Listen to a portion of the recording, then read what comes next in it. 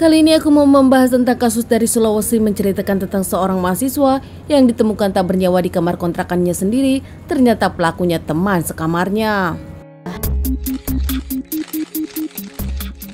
Seorang wanita asal Jawa Barat bernama Nia Kurniati mencoba peruntungannya. Meskipun dirinya kini tinggal di Lubuk Linggau, namun wanita berasal dari Cianjur, Jawa Barat ini menginginkan usaha di Lubuk Linggau. Dirinya akhirnya mengontak rumah dan mempekerjakan 2 orang yang juga tinggal di kontrakan tersebut. 2 karyawannya yaitu Prengki Saputra berusia 24 tahun, seorang mahasiswa di Lubuk Linggau jurusan agama Islam semester 7. Meski mahasiswa, Prengki sendiri ingin kerja dan kerja di Teknia di toko sebelah. Sementara satunya lagi adalah Dede Nurholik berasal dari Cianjur yang tak lain adalah adik sepupu Nia sendiri. Mereka akhirnya tinggal satu kamar di kontrakan Nia, Dede dan Prengki. Di tengah perjalanan mereka kerja kepada Nia, nampaknya Prengki lebih bisa kepake oleh Nia. Prengki lebih bisa bertanggung jawab, bahkan bisa diberikan tanggung jawab. Daripada Dede sepupu Nia sendiri, Nia lebih percaya kepada Prengki, memberikan semua tugas-tugas berat kepada Prengki. Apalagi saat dirinya memutuskan pulang ke Cianjur untuk menjemput orang tuanya. Ya, Nia sendiri pergi ke Cianjur untuk menjemput sang mama untuk datang ke Lubuk Linggau. Saat itu Nia mempercayakan semuanya kepada Prengki daripada kepada Dede. Beberapa hari saja di Cianjur, dirinya pun kembali ke Lubuk Linggau dengan sang mama. Namun ternyata sesampainya di kontrakan saat pagi hari, Nia nampaknya kesal karena ternyata 2 pegawainya tak mendengar dan tak membukakan pintu. Hingga beberapa kali memanggil namun nampak tak ada dan rumah nampak sepi. Nia pun akhirnya pergi ke kos-kosan Prengki sebelumnya. Namun di sana Nia tak mendapatkan Prengki, hanya menemukan pegawai Nia yang lain. Pegawai Nia yang lain menyebutkan tak ada Prengki dan tak ada Dede di sana. Nia kembali lagi dengan sang pegawai ke rumah tersebut. Di rumah kontrakan akhirnya Nia membongkar paksa rumah dan ternyata saat ke dalam rumah nampak sepi. Nia pun langsung ke kamar mereka dan di kamar pun pintu terkunci. Dengan masih kesal, Nia pun akhirnya membongkar lagi kamar tersebut dan saat dibuka, betapa kaget Nia langsung mencium bau tak sedap dan menemukan Prengki sudah tak bernyawa, bahkan sudah membengkak karena nampaknya sudah beberapa hari meninggal.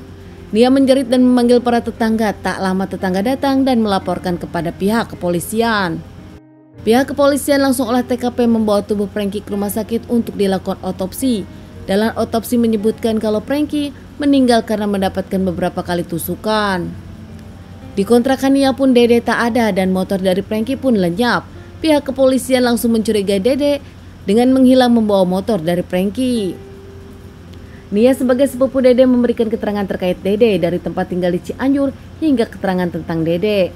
Akhirnya, pihak kepolisian pun mencari Dede di Cianjur bekerja sama dengan kepolisian Cianjur, namun tetap tak menemukan Dede. Dengan kerja keras kepolisian Lubuk Linggau, Dede sendiri sudah masuk ke kalangan DPO buronan Lubuk Linggau. Hingga akhirnya seminggu kemudian pihak kepolisian pun berhasil mengamankan Dede di Alfamart Palembang. Di sana Dede diamankan dan dikembalikan ke Lubuk Linggau. Dalam keterangannya menurut Dede saat itu dirinya kesal kepada Prengki, bahkan dendam dan iri kepada Prengki. Dede yang merasa punya niat dan punya hati cinta kepada Nia, padahal Nia pun sudah bersuami, nampaknya kesal karena ternyata antara Prengki dengan Nia ada hubungan, bahkan keduanya menurut Dede pernah melakukan hubungan. Apalagi saat Nia tak ada, Prengki nampak seperti bos dan memarahi Dede. Kesabaran Dede pun di sana nampak ada batasnya. Saat Prengki tidur, jam 2 malam Dede pun langsung membawa sajam dan menikam Prengki beberapa kali. Prengki mencoba melawan namun nampaknya Prengki sudah tak berdaya kehabisan banyak darah dan akhirnya meninggal. Dede kabur membawa uang Prengki, handphone, bahkan motor dari Prengki. Kebingungan mau kabur kemana, di awal dirinya mau kabur ke Cianjur namun nampaknya salah kapal penerbangan hingga akhirnya dirinya naik kapal ke Palembang. Di Palembang sendiri Dede yang kebingungan tinggal dan tidur di salah satu masjid hingga akhirnya ada satu orang yang menemukan Dede dan mengajak Dede bekerja di pecel lele.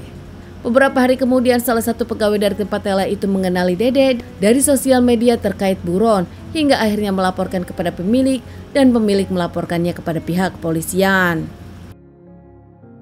Dede akhirnya menyesal dan mengakui meminta maaf kepada keluarga Nia dan juga kepada keluarga Prengki. Dede mengaku menyesal dan siap mempertanggungjawabkan semuanya. Dari permasalahan ini, Dede pun akan segera divonis dengan tuntutan hukuman 20 hingga seumur hidup. Ada satu plot twist di sini, ternyata Nia membantah saat Dede menyebutkan kalau antara Nia dengan Franky ada hubungan. Begitu juga keluarga Franky yang menyebutkan antara Franky dengan Nia tak ada hubungan. Nia sudah bersuami dan Franky pun sudah mempunyai pacar.